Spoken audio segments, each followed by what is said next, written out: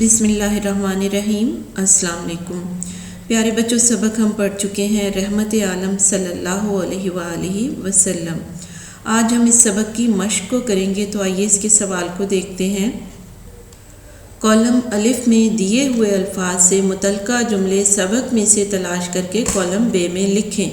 جی بچوں، یہاں پہ ہمارے پاس دو کالم موجود ہیں، کالم الف اور کالم بے۔ کالم الف میں الفاظ موجود ہیں اور ان الفاظ سے متعلقہ جملے، یعنی سبق میں موجود ایسے جملے جن میں یہ الفاظ استعمال کیے گئے ہیں، انہیں ہم نے تلاش کر کے کالم بے میں لکھنا ہے۔ تو آپ کی بک میں کالم بے جو ہے یہ خالی ہوگا۔ یہاں پہ میں نے جملے سبق میں سے تلاش کر کے لکھ دیے ہیں۔ آئیے تو پہلے لفظ کو دیکھتے ہیں، ہیبت۔ اور ہیبت سے متعلقہ جملہ جو ہمارے سبق میں موجود ہے وہ ہے، مکہ والوں کے دل مسلمانوں کی ہیبت سے لرز رہے تھے، یعنی ان کے خوف سے کانپ رہے تھے۔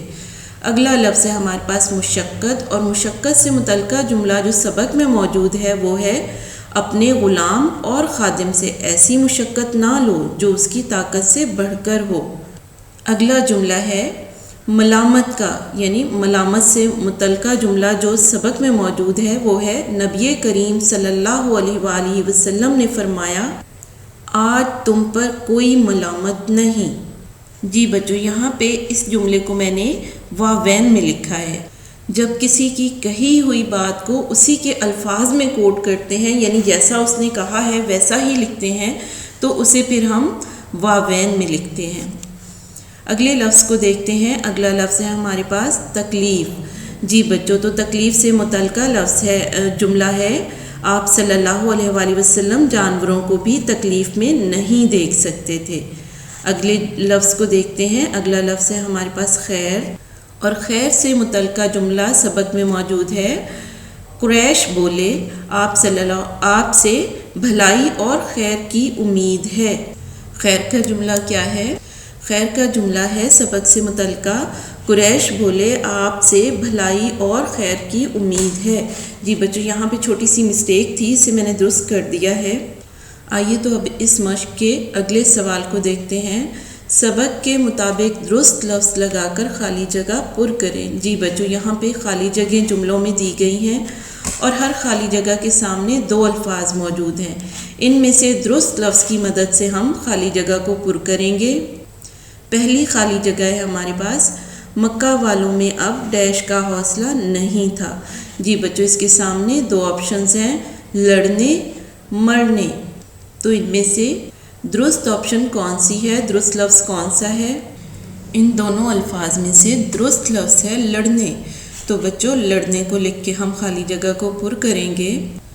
مکہ والوں میں اب لڑنے کا حوصلہ نہیں تھا۔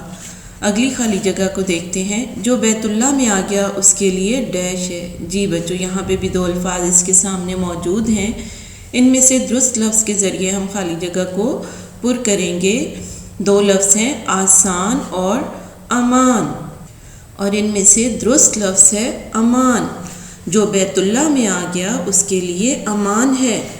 اگلی خالی جگہ کو دیکھتے ہیں۔ ایک مرتبہ صحابہ رضی اللہ تعالیٰ عنہ نے چڑیا کے گھونسلے سے اس کے ڈیش اٹھا لیے۔ جی بچوں، اس کے سامنے بھی دو الفاظ موجود ہیں، تن کے بچے۔ تو کون سے لفظ سے ہم اس خالی جگہ کو پر کریں گے؟ یہاں پہ درست لفظ ہے بچے، تو ہم خالی جگہ میں بچے لکھیں گے۔ ایک مرتبہ صحابہ رضی اللہ تعالیٰ عنہ نے چڑیا کے گھونسلے سے اس کے بچے اٹھا لیے۔ اگلی خالی جگہ کو دیکھتے ہیں، اونٹ بھوک کی وجہ سے ڈیش ہو گیا تھا۔ جی بچوں، اس کے سامنے بھی دو الفاظ موجود ہیں، لیکن یہ دونوں غلط ہیں، کیونکہ سبق میں جو لفظ استعمال کیا گیا ہے اونٹ کے لیے وہ ہے کمزور، کہ بھوک کی وجہ سے اونٹ کمزور ہو گیا تھا۔ تو یہاں پہ ہم ایک آپشن کو کراس کر دیں گے اور اس کی جگہ پہ درست لفظ لکھیں گے کمزور، اور خالی جگہ میں بھی ہم اسی لفظ کو لکھیں گے، یعنی کمزور۔ اونٹ بھوک کی وجہ سے کمزور ہو گیا تھا۔ اگلی خالی جگہ کو دیکھتے ہیں، جاؤ تم سب ڈیش ہو۔ جی بچوں، اس خالی جگہ کے سامنے بھی ہمارے پاس دو الفاظ موجود ہیں، آزاد، غلام۔ تو ان میں سے درست لفظ کون سا ہے؟